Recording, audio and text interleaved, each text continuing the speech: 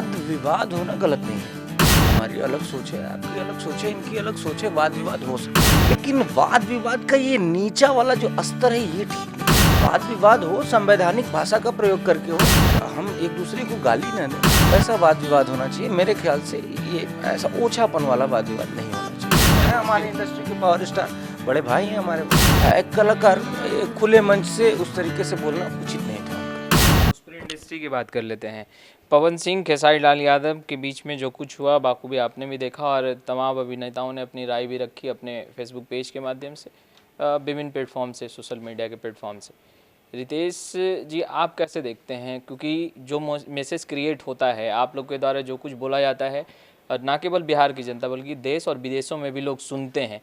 क्या लगता है इस तरह की घटनाएं जब होती हैं तो कहीं ना कहीं भोजपुरी इंडस्ट्री पे एक सवाल, एक प्रश्न चिन्ह जरूर खड़ा होता है? देखिए, वाद विवाद होना गलत नहीं है। हमारी अलग सोच है, आपकी अलग सोच है, इनकी अलग सोच है, वाद विवाद हो सकता है, लेकिन वाद विवाद का ये नीचा वाला जो स्तर है ये ठीक नहीं है।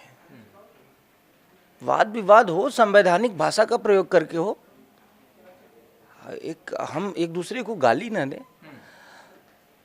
अपनी बात को रखें, वैसा वाद विवाद होना चाहिए। मेरे ख्याल से ये ऐसा ओछापन वाला वाद विवाद नहीं होना चाहिए। पवन सिंह पावर स्टार कहे जाते हैं। बिल्कुल, और जब हमारे इंडस्ट्री के पावर स्टार बड़े भाई हैं हमारे, वो जब इस तरीके का जब बयान या पे मंच से जब वो कुछ बोलते हैं तो लोग सुनते भी हैं। क्या लगता है वो उचित था पवन सिंह का इस तरीके का स्टेटमेंट देना, बोलना खुले मंच से? देखिए, एक कलाकार खुले मंच से उस तरीके से बोलना उचित नहीं था उनका। तेज जी, डंका तो आप बेशक देश दुनिया में बजा ही रहे हैं और कई हस्ती और दिग्गज अभिनेता रहे हैं भोजपुरी इंडस्ट्री के, जिन्होंने मान सम्मान भोजपुरी का बढ़ाया है।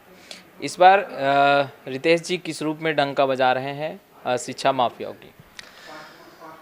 हाँ, जो करप्शन रूपी लंका है, जो लंका में डंका वेब सीरीज की बात मैं कर रहा हूँ, करप्शन रूपी लंका है, उसमें जो शिक्षा माफिया है और उसकी शिक्षा माफिया है, तो आप समझ जाइए उसके अंदर बहुत सारे कॉलेजेस हैं, स्कूल्स हैं, उसी में एक शिक्षिका है जो पढ़ाती हैं और उनसे हमारा संपर्क होता है।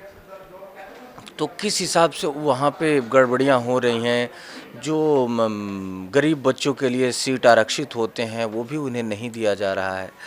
तो और भी बहुत सारी चीज़ें हैं, सारी चीज़ें मैं आपको नहीं बता सकता हूँ क्योंकि क्यूरियोसिटी थोड़ी ख़त्म हो जाएगी। तो उन सब के खिलाफ लड़ के, आवाज़ उठा के, अपने तरीके से या संवैधानिक तरीके से, कानूनी तरीके से उन सब चीज़ों को ख़त्म करता है नायक इस वेब सीरीज़ का।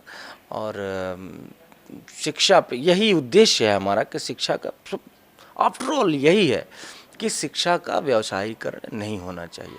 अगर हमारे इस प्रयास से, इस वेब सीरीज़ से थोड़ा भी बदलाव आता है हमारे समाज में तो हम लोग का मेहनत सार्थक होगा।